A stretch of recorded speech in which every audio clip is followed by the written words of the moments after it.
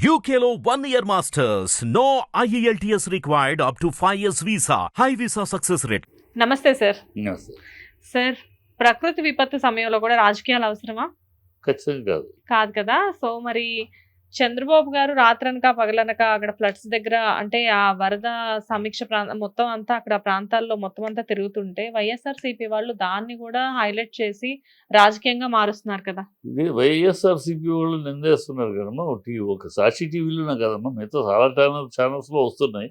ఎలా జనాలు అల్లాడిపోతున్నారు, పాల ప్యాకెట్ 250 రూపాయలు అమ్ముతున్నారు, ఎవరు ఫుడ్ దొరకట్లేదు. ఊరినే ఆయన ఫోటో ఆయన కనపడట కదా, మోకాళ్ళ లోతులో నీళ్ళలో నుంచునేసి నేను కట్టించేస్తాను మీకు ఇచ్చేస్తాను అంటాం సరిపోదు కదా. అందట్లేదు వాస్తవం అది. ఒక వీళ్ళు చెప్తున్నంత హంగామాగా అక్కడ అన్ని సదుపాయాలు సహాయ కార్యక్రమాలు జరగట్లేదు. ఎందుకంటే ఎప్పుడు వరద వచ్చే ప్రాంతం కాకుండా ఇవాళ ఆపోజిట్ సైడ్లో వచ్చింది వరద, అటుపక్క ఎప్పుడు రాలా కనుక అక్కడ అప్రమత్తంగా లేరు. ఎప్పుడు వరద వచ్చినప్పుడు ఇటుపక్క ఈ కాలువకి ఇటుపక్కనే వస్తూ ఉంటుంది. సో ఇక్కడంతా కొంచెం జాగ్రత్త లోతట్టు వాళ్ళని బయటికి పంపిస్తారని చేశారు.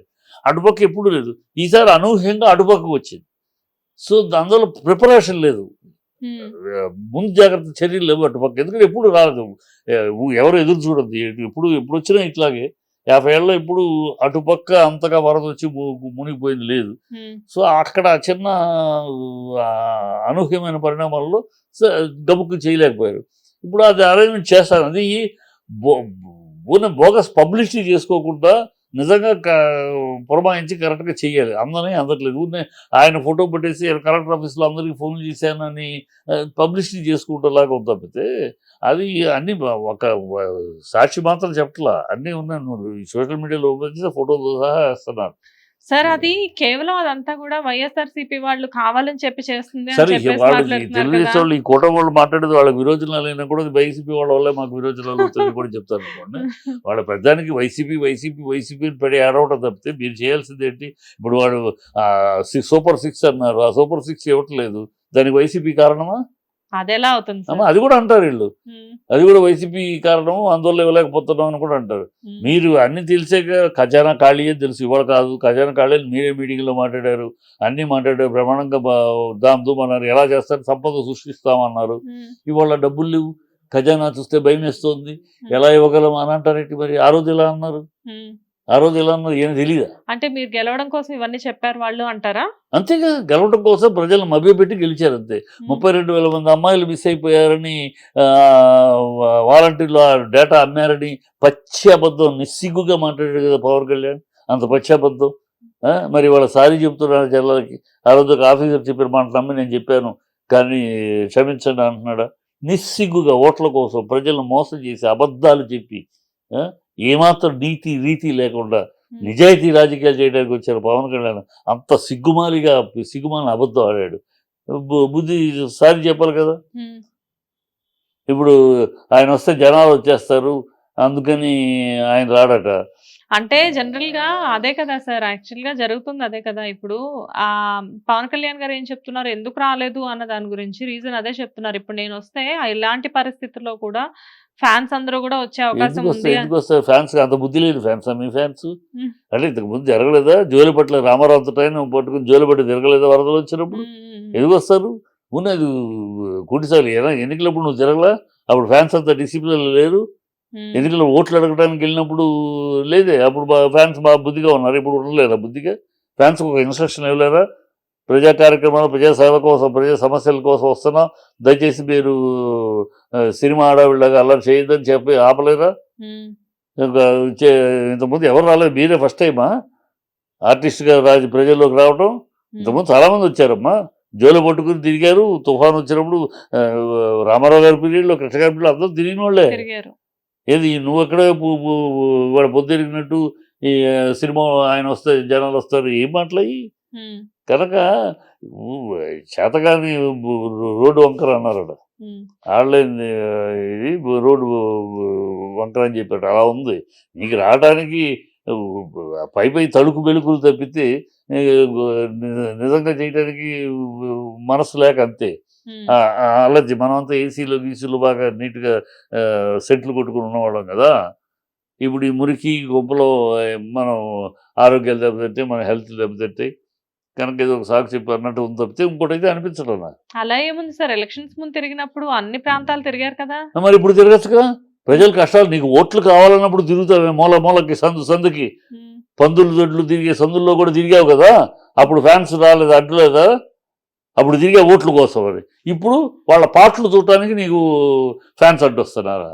సరే, పవన్ కళ్యాణ్ గారు తిరగలేదు, అది ఓకే, అది ఒప్పుకుందాము. కాకపోతే ఎప్పుడు కూడా హెలికాప్టర్స్ లో తిరిగి ఏదొచ్చినా గానీ పర్యవేక్షించే జగన్ గారు ఇప్పుడు ఓడిపోయిన తర్వాత జనాల మధ్యలోకి ఎందుకు వస్తున్నారు? ఇప్పుడు ఆయన హెలికాప్టర్లు ఎప్పుడు తిరిగాడు, హెలికాప్టర్లు ఎందుకు తిరిగాడు? ఎందుకు తిరిగారు సార్? సర్వే కోసం తిరిగాడు. ఆయన వరదలు వచ్చినప్పుడు హెలికాప్టర్లో తిరిగాడు.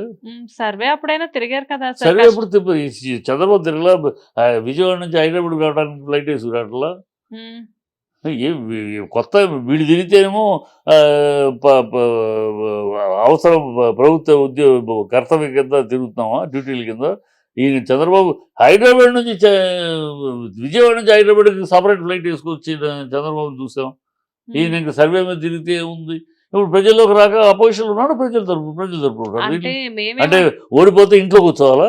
అలా అని కాదు సార్. మరి ఇప్పుడు దీన్ని జనాలు ఎలా అర్థం చేసుకుంటున్నారంటే, మొన్నటి వరకు జనాల్లోకి పెద్దగా రాలేదు, ఇప్పుడు ఓడిపోయారు కాబట్టి జనాలకు దగ్గర అయ్యే ప్రయత్నం ఏమన్నా చేస్తున్నారా అని చెప్పి. జనాలకు ఇప్పుడు దగ్గరలో ఉన్నాడు, జనాల దగ్గర అయితే 40% ఓట్లు రావు. 40% ఓట్లు అంటే 5 కోట్ల ఆంధ్రులు 2 కోట్ల ఆంధ్రులు ఓట్లు పడ్డట్టు లెక్క. ఈ సింపుల్ లాజిక్, సింపుల్ మ్యాథమెటిక్స్. ఇది 40% ఓట్లు పడ్డాయి అంటే 5 కోట్లలో 2 కోట్లు వీళ్ళకి పడ్డాయి, 3 కోట్లు వాళ్ళకి పడ్డాయి. ఈ 2 కోట్ల మంది ఓట్లు వేసారంటే జనాలకు దూరంగా ఉంటే పడదు కదమ్మా. ఓట్లు పడి ఏదో లెక్కలో ఏదో క్యాలిక్యులేషన్లో సీట్లు తగ్గినాయి, ఓట్లు 40% ఓట్లు పడ్డాయి. మేము చెప్పడం ఈ వైఎస్ఆర్సీపీ వీళ్ళే కూటమే చెప్తుంది 40% ఓట్లు పడ్డాయి కానీ సీట్లు 11 కదా అని మాట్లాడతారు. 40% ఓట్లు మామూలు అన్న 2 కోట్ల మంది ప్రజలకు దూరంగా ఉంటారు. 2 కోట్ల మంది వేస్తారా? కాదు కదా. అది ఏదో మాట్లాడటానికి మాట్లాడదు కానీ ప్రజలకు దూరంగా అప్పుడు లేడు, ఇప్పుడు లేడు. కాకపోతే ఇప్పుడు టైం ఉంది కనుక అప్పుడు సీఎంగా ఉన్నప్పుడు పనులు ఉంటాయి చేసుకోవాలి. తన ఒక్కడే 40 ఏళ్ళ అనుభవం కాదు నీకు, మళ్ళీ 14 ఏళ్ళు సీఎం కాదు నీకు, మళ్ళీ అతను అప్పుడే ఫస్ట్ టైం సీఎం. మధ్యలో రాగానే ఇది వచ్చింది, కోవిడ్ వచ్చింది. సో ఆ సమస్య నుంచి కొత్తగా ప్రజలు ఆశీర్వదించి కూర్చోబెట్టారు. పనిచేస్తూ అనుభవం తెచ్చుకుంటూ పనిచేస్తూ పోతున్నారు. సార్ బిఫోర్ తో అంటే ఇక్కడ తెలంగాణతో కంపేర్ చేస్తే జీడిపి వైజ్ గా కూడా ఏం తగ్గినట్లేదు కదా. ఏం తగ్గల జీడిపి వైజ్ తగ్గల. ఈజ్ ఆఫ్ గవర్నెన్స్ పైనే ఉంది తెలంగాణ కన్నా. సో అది ప్రజలకి ఏమి జీడిపి ఏంటి ఏం అర్థం కాదు వాళ్ళకి. ఎకనామిక్స్ అర్థం కాక వీళ్ళు ఒకే కూటమికి ఏంటి 4 ఛానల్స్, 4 పేపర్లు, ఒక అబద్ధాన్ని ఈ 4+4 8 మంది వాయించేస్తారు పొద్దున సాయంకాలం దాకా ఒక అబద్ధాన్ని. ఆ అబద్ధాన్ని వినేవాడికి ఏంటి ఏమో ఒక నిజం కావచ్చేమో అయి ఉండదు, లేకపోతే ఇంతకైనా చెప్తారు. అబద్ధం యొక్క కెపాసిటీ దానికి ఉన్న అదేది అబద్ధం అంత పవర్ఫుల్. అబద్ధాన్ని కనుక పాపులర్ నిజం నమ్మేసే ప్రజలు నమ్ముతారు, అదే చేస్తున్నారు. 2006 హామీలు ఇచ్చే ముందు ఏమన్నారు, అసలు ఇది శ్రీలంక అయిపోద్ది హామీ ఈ సంక్షేమ పథకాలతో అన్నారు. మరి 6 హామీలు ఇస్తే అయిపోతాయా? వాళ్ళు 67 కోట్లు, ఆయన 67,000 కోట్లు ఆయన ఇచ్చింది జగన్. మరి మీరు ఇస్తుంది 1,70,000 కోట్లు చెప్తారు లెక్క. మీరు 67,000 కోట్లు ఇస్తేనే ఇదైపోతే మీరు 1,70,000 కోట్లు ఇస్తే ఇంకేమైపోద్ది? విజయనగరం ఇదే శ్రీలంక ఇంకా దారుణం ఏమవుద్ది? న్యూయార్క్ అయిపోద్దా మీరు ఇస్తే? అంటే మీరు చేస్తే సంసారం, ఇంకోళ్ళు చేస్తే వ్యభిచారమా అని అందరం గొడవ అడిగాం. అలాంటి వాళ్ళు అడిగాం, ఎట్లా ఇస్తావు నువ్వు, ఆర్థిక పరిస్థితి ఎక్కడది? మేము సంపద సృష్టిస్తామన్నాడు. ఏం తమ్ముళ్ళు సంపద సృష్టిస్తాం మనకు చేతనున్నా కాదా అని అంటాం. ఏమి సంపద సృష్టించావు 9 ఏళ్లలో, ఈ 3 నెలల్లో 7,000 కోట్లు బ్యాంకు సెక్యూరిటీ గవర్నమెంట్ సెక్యూరిటీస్ తాకట్టు పెట్టి 7,000 కోట్లు అప్పు తెచ్చారు. ఇంకో 10,000 కోట్లకి పోర్టులు తాకట్టు పెట్టి బిడ్డింగ్ వేసావు, టెండర్ పెట్టావు, ఇంకో 10,000 కోట్లు. ఈ 17,000 కోట్లు అప్పు తేవడం సంపద సృష్టిమా? ఇదే అప్పు జగన్ తెచ్చినప్పుడేమో అప్పులు పాలు చేసేస్తున్నారు, రాష్ట్రాన్ని రుణగ్రస్తులు చేసేస్తున్నారు, ఖజానా ఖాళీ చేయిపోయిందే అనమాట. ఇప్పుడు నువ్వు అప్పు 17 కోట్లు నువ్వు అప్పు చేస్తే నిన్నేమనాలి? ఇది ఎట్లా ఉందంటే, మేము చేస్తే సంసారం, ఇతరులు చేస్తే వ్యభిచారం అంటూ దారుణంగా పేపర్లు ఉన్నాయి, మీడియా ఉంది, వాయించుకునేస్తున్నారు. అయితే వైఎస్ఆర్సీపీ వాళ్ళు కావాలని ఏ రాజకీయం చేయట్లేదు, పూర్తిగా జరిగిందే అక్కడ కనబడుతుంది. వాళ్ళు ఒకటే అదే చెప్తున్నా, వీళ్ళకి ఎలా ఊరంతా మాట్లాడుతుంది, ఊరంతా కోడైకి వస్తుంది వినపట్ల. ఇక్కడ వైఎస్ఆర్ రాజశేఖర రెడ్డి వాళ్ళ వైఎస్ఆర్ ఛానల్, సాక్షి ఛానల్లో మాట్లాడేది మాత్రం వినపడుతుంది. ఎందుకంటే వీళ్ళకి ఆ యాంగిల్ ఎంతసేపు, ఇప్పటికీ ఎన్నికలు అయిపోయింది, అబద్ధాలు ఆడడం ఏం ఆడా గెలిచారు, మిమ్మల్ని గెలిపించారు, ఇంకా మీ ప్రజల పతనం చేరొచ్చు కదా. ఇంకా చక్కబోజేలాగా జగన్ జగన్ జగన్ జగన్, నాకు దగ్గొస్తే జగన్, విరోచనాలు అయితే జగన్, కడుపు నొప్పి వస్తే జగన్ అని జగన్ జపం ఎందుకని? ప్రజలు మిమ్మల్ని గెలిపించారు జగన్ వద్దని. మీరు ప్రజల జపం చేయండి, మీరు హామీలు ఇచ్చిన హామీలు జపం చేయండి, మీరు తప్పిపోయిన అమ్మాయిల్ని అబద్ధాలు చెప్పినందుకు క్షమాపణలు చెప్పండి. అది ఆల్రెడీ జరిగింది కదా సార్. ఎక్కడ క్షమాపణలు చెప్పారు? చెప్పలేదా సార్? చెప్పలేదు. అదే అందుకని నేను అడుగుతున్నా, ఎప్పటికప్పుడు ప్రతి డిబేట్లో అడుగుతున్నా. పచ్చి అబద్ధం చెప్పి ఆడవాళ్ళని మభ్యపెట్టి, ఆ టైంలో ఆంధ్రాలో మగపిల్లలకి ఆడపిల్లని ఇవ్వడానికి, బయట రాష్ట్రాల్లో ఆడపిల్లలు ఇవ్వడానికి కూడా భయపడ్డారు. ఆంధ్ర రాష్ట్ర పరువు అంత పోయింది. అమ్మో అక్కడ అమ్మాయి వద్దు, మనం అక్కడ పంపిస్తే కిడ్నాప్ అయిపోతున్నారంటే 32,000 మంది అంటే మామూలు కాదు, అమ్మమ్మ అని భయపడ్డారు. అంటే ఆంధ్ర రాష్ట్ర యొక్క పరువు అంత దిగజారిపోయింది. ఆంధ్ర రాష్ట్ర పరువులో పెరుగుతున్న మగపిల్లల యొక్క మర్యాద అంత హీనపడిపోయింది.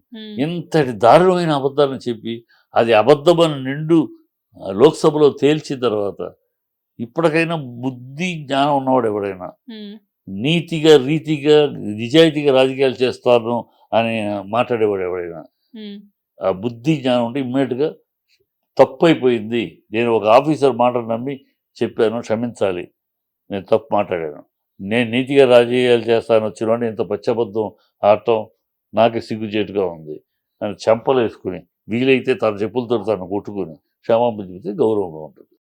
హిట్ టీవీ యాప్ ని డౌన్లోడ్ చేసుకోండి. ఇందులో short news, live news, entertainment movies అన్ని అవైలబుల్ గా ఉన్నాయి. Please download hit TV app. Hit TV app. Hit TV app ని ఫ్రీగా డౌన్లోడ్ చేసుకోండి.